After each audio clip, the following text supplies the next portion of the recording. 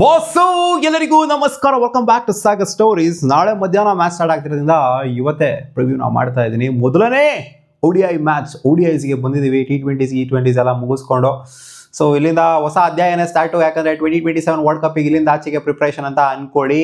So Afghanistan ಸಿಗಾಕೊಂಡಿದ್ದಾರೆ ನಮ್ಮ ಕೈಲಿ, ಹಾಕೊಂಡು ಚಟ್ನಿ ಮಾಡಿ ಕಳ್ಸೋದು ಡೌಟ್ ಏನೋ ಕಾಣಿಸ್ತಾ ಇಲ್ಲ. 3ಕ್ಕೆ 3 ಮ್ಯಾಚು ಇಂಡಿಯಾ ಗೆಲ್ಲೋದು ಯಾಕೋ ಡೌಟ್ ಕಾಣಿಸ್ತಾ ಇಲ್ಲ.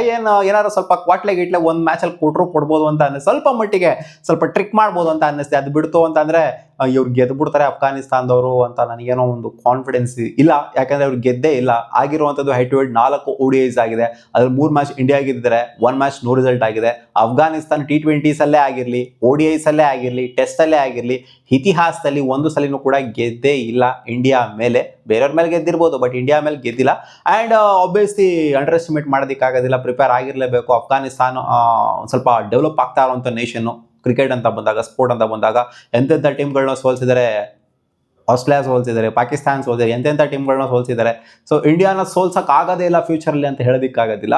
ಸೊ ಸೋಲ್ಸ್ಬೋದು, ಬಟ್ ಎಕ್ಸ್ಪೆಕ್ಟೇಷನ್ ವಿಪರೀತವಾಗಿದೆ. ಇಂಡಿಯನ್ ಟೀಮು ಗೆದ್ದೇ ಗೆಲ್ಲುತ್ತೆ 3ಕ್ಕೆ 3 ODI ಮ್ಯಾಚ್ನ ಅಂತ. ಸೊ ಮ್ಯಾಚ್ ಆಗ್ತಿರೋದಲ್ಲಿ ಇದು ಐಕಾನಿಕ್ ಸ್ಟೇಡಿಯಮು, ಒಂಥರ one of the most precious stadium, ನೋಡೋಕ್ಕೆ ಒಂಥರ ಚಂದ.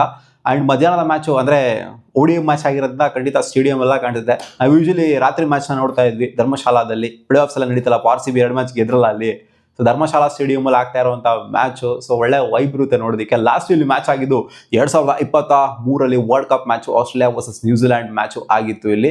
ಸೊ ಆ ಮ್ಯಾಚಲ್ಲಿ ಸಿಕ್ಕಾಪಡೆ ಹೈ ಸ್ಕೋರಿಂಗ್ ಮ್ಯಾಚ್ ಆಗಿತ್ತು. ಆಲ್ಮೋಸ್ಟ್ ಕ್ಲೋಸ್ ಟು 780 ರನ್ಸು ಆ ಮ್ಯಾಚಲ್ಲಿ ರೆಕಾರ್ಡ್ ಆಗಿತ್ತು, 2 ಎಂಡಿಂದ ಸೇರಿಕೊಂಡು. ಸೊ ಇಲ್ಲಿ ಒಳ್ಳೆ ಬ್ಯಾಟಿಂಗ್ ಆಡುವಂಥ ವಿಕೆಟು. ಆ್ಯಂಡ್ ಗೊತ್ತಿರೋದನ್ನ ಏರ್ ರೆಸಿಸ್ಟೆನ್ಸ್ ಅಷ್ಟೇನು ಆಗಿರೋದಿಲ್ಲ, ಒಂಥರ ಆಲ್ಟಿಟ್ಯೂಡ್ ರೀಜನ್ ಆಗಿರೋದ್ರಿಂದ ಒಳ್ಳೆ ಬ್ಯಾಟಿಂಗ್ ಆಡೋದಕ್ಕೆ ಚೆನ್ನಾಗಿರುತ್ತೆ. ಆ್ಯಂಡ್ ಇನಿಷಿಯಲಿ ಸ್ವಲ್ಪ ಪೇಸ್ಗಳು ಎಫೆಕ್ಟಿವ್ ಆಗಿರುವಂಥ ಚಾನ್ಸಸ್ಸು ಕಾಣಿಸ್ತಿದೆ. ಇಲ್ಲಿನ ಆವ್ರೇಜ್ ಫಸ್ಟಿಂಗ್ ಸ್ಕೋರ್ ವಿಚಾರಕ್ಕೆ ಬಂತು ಅಂದರೆ 260 ಆ್ಯಂಡ್ ಅಬೋವ್ ಇದೆ.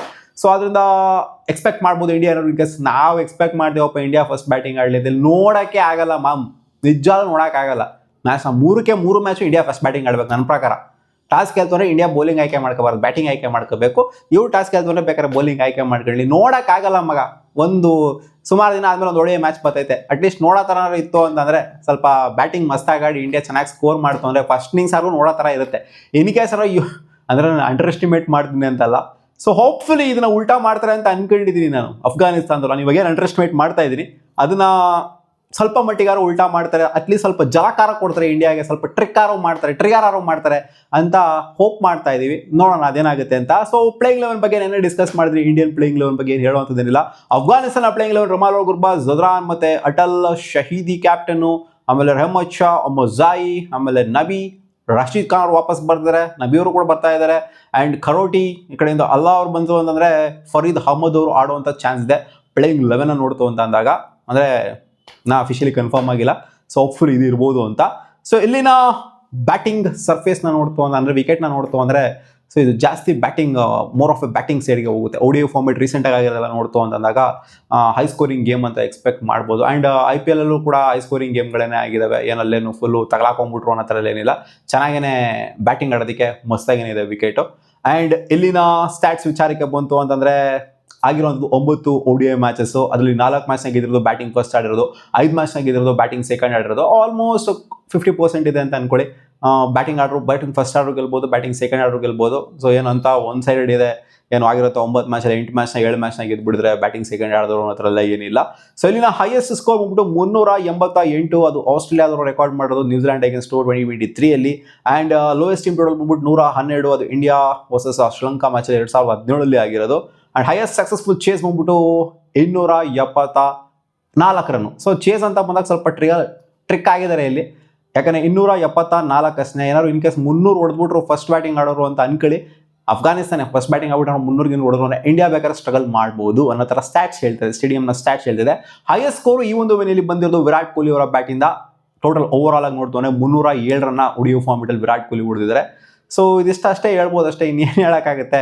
ಆ್ಯಂಡ್ ಎಕ್ಸ್ಪೆಕ್ಟೇಷನ್ ವಿಪರೀತವಾಗಿರುತ್ತೆ ಇಂಡಿಯನ್ ಟೀಮ್ನ ಬ್ಯಾಟರ್ಸ್ಗಳ ಮೇಲೆ ಆ್ಯಂಡ್ ಬೌಲರ್ಸ್ಗಳ ಮೇಲೆ ಒಬ್ಬಿಯಸ್ ಇದ್ದೇ ಇರುತ್ತೆ. ಆ್ಯಂಡ್ ಡೆಬ್ಯೂ ಮಾಡುವಂಥ ಚಾನ್ಸ್ ಜಾಸ್ತಿ ಇದೆ. ಪ್ರಿನ್ಸ್ ಯಾದವ್ ಅವರು ಎಕ್ಸ್ಪೆಕ್ಟೇಷನ್ ಜಾಸ್ತಿ ಇದೆ, ಇವರೊಬ್ಬರು ಡೆಬ್ಯೂ ಮಾಡ್ಬೋದಾ, ಅಷ್ಟು ಬೇಗ ಚಾನ್ಸ್ ಸಿಗೋದು ನನಗೇನೋ ಡೌಟ್ ಹೊಡಿತಿದೆ.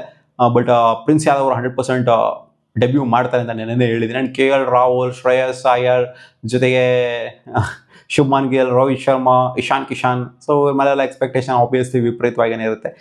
ಏನ್ ಅಫ್ಘಾನಿಸ್ತಾನ ಅಗೇನ್ಸ್ಟ್ ಮೇಲೆ ಆಡ್ಬೇಕಾದ್ರೆ ರೋಹಿತ್ ಶರ್ಮಾ ಆಡ್ಬೇಕಾ, ಯಶಸ್ವಿ ಜಯಸ್ವಾಲ್ನ ಆಡ್ಸಿದ್ರೆ ಆಯ್ತು ಗ್ರೋ ಅಂತ ಹೇಳ್ತಾರೆ ಸ್ವಲ್ಪ ಜನ. ಬಟ್ ಹಂಗಾಗೋದಿಲ್ಲ ಅಂತ ಅನ್ಕೊಂಡು ರೋಹಿತ್ ಶರ್ಮಾ ಫಿಟ್ ಇದ್ದಾರೆ ಆ್ಯಂಡ್ ಗ್ರೌಂಡ್ಗೂ ಕೂಡ ಬಂದಿದ್ದಾರೆ. ನನ್ನ ಪ್ರಕಾರ ಖಂಡಿತ ಆಡ್ತಾರೆ ಅಂತ ಅನ್ಕೊಳ್ಳಿ.